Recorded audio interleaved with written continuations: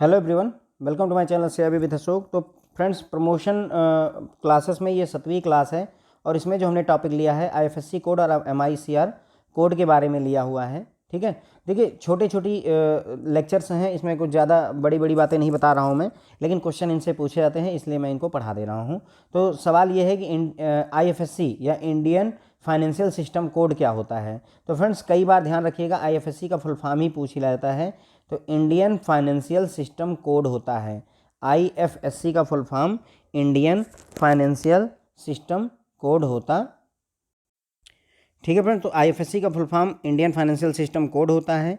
उसके बाद में it is an alpha numeric code. ठीक है, तो ये सिर्फ न्यूमेरिक नहीं होता, सिर्फ अल्फ़ा नहीं होता, बल्कि ये कम्बिनेशन होता है, अल्फ़ा न्यूमेरिक कोड होता है। मतलब ABCD भी यूज होगा, 1 2 3 भी यूज होगा। ठीक है, that uniquely identifies bank branch participating in NEFT system. तो नेफ्ट सिस्टम में जो बैंक की ब्रांच पार्टिसिपेट कर रही है उसको यूनिकली आइडेंटिफाई करने के लिए ये एक अल्फ़ा न्यूमेरिक सिस्टम होता है। इसमें कुल 11 डिजिट का कोड होता है। पहली 4 डिजिट अल्फ़ा कैरेक्टर होते हैं जो कि बैंक को रिप्रेजेंट करते हैं।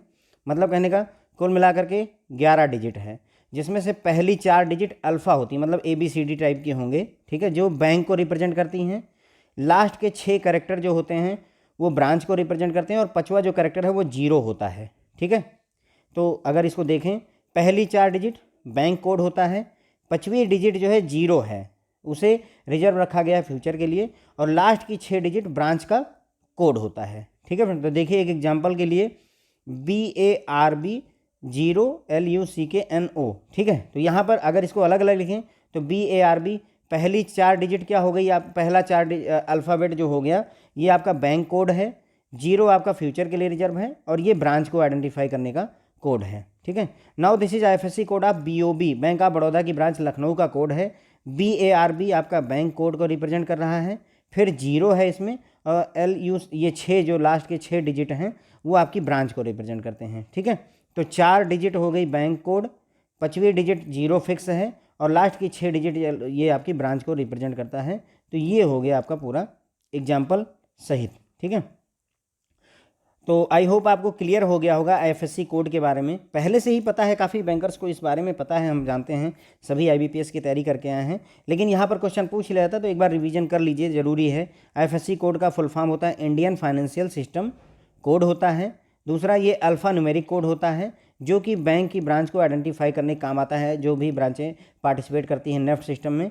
ठीक है, ये कितने डिजिट का होता है फ्रेंड्स, तो 11 डिजिट का होता है, जिसमें पहली 4 डिजिट बैंक कोड को रिप्रेजेंट करती है, 5वीं डिजिट 0 होती है हमेशा, और ये फ्यूचर के लिए रिजर्व है, और लास्ट की जो 6 डिजिट होती हैं वो आपके ब्रांच कोड को रिप्रेजेंट करती हैं। एक एग्जाम्पल के लिए हमने यहाँ पर देखा, पहली 4 डिजिट आपकी हो गई बैंक को रिप्रेजेंट करने की, लास्ट की 6 डिजिट हो गई आपकी ब्रांच को रिप्रेजेंट करती है, और 0 आपका फ्यूचर के लिए फिक्स है। ठीक है फ्रेंड्स, तो ये हो गई आपका एक एग्जाम्पल भी हमने देख लिया। इसमें 4 digit BARB 4 digit bank code को रिप्रेजेंट कर रहा है, 5वीं डिजिट 0 है, और लास्ट की 6 डिजिट जो है आपकी ब्रांच को रिप्रेजेंट कर रही है। अब हम आगे बढ़ेंगे फ्रेंड्स, और अगला टॉपिक लेंगे इसमें MICR कोड।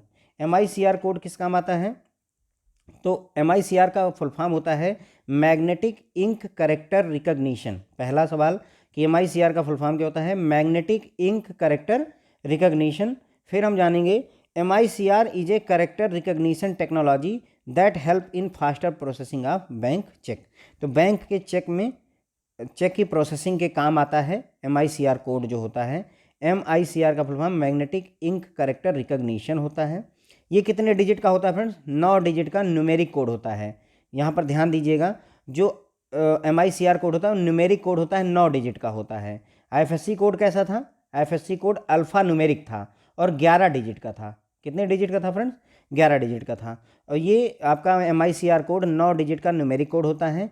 पहली 3 डिजिट सिटी कोड को, मिडिल की 3 डिजिट बैंक कोड को, और लास्ट की 3 डिजिट ब्रांच कोड को रिप्रेजेंट करते हैं। ध्यान देंगे, पहले सिटी आइडेंटिफाई होती है, फिर उसका बैंक आइडेंटिफाई होता है, फिर उसकी ब्रांच आइडेंटिफाई होती है। ठीक है, तो मैग्नेटिक